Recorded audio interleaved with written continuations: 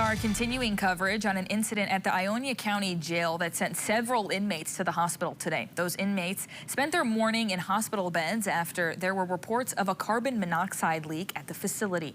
News 8's Katani Gooch spoke with a former inmate who was released earlier today after his visit to the hospital. She joins us live in studio with how he's doing. Adriana, I spoke with Jay Halbert a couple hours after he left the hospital with a positive test for carbon monoxide poisoning. According to him, the sickness he felt had been around since Wednesday of last week.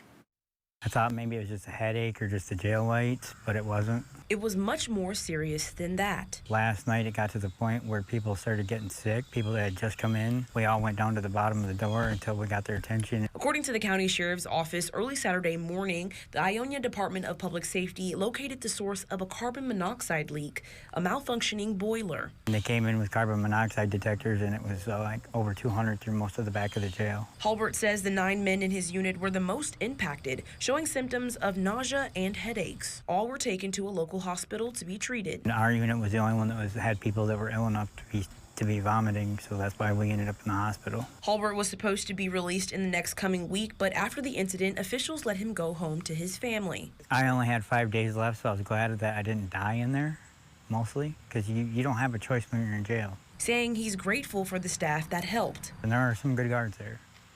Luckily, we had people on that actually cared, and they pulled us out, make sure that something happened. And while his block was the only one to be hospitalized, he says there are others that should be tested. I know that there's probably other people in there that should have got tested in other units, at least had their oxygen levels tested. One woman says her boyfriend, who was in a different unit not taken to the hospital, has been sick all day. She says he was given Tylenol, but no further medical attention, even after his cellmate passed out. Yes, carbon monoxide poisoning is serious.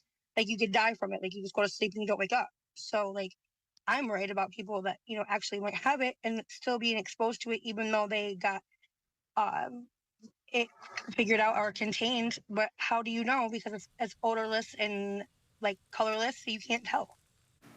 Jay says he's feeling a little better after getting some oxygen, but he still has a slight headache and some stomach pain. The sheriff's office also said that all inmates that were impacted are expected to make a full recovery.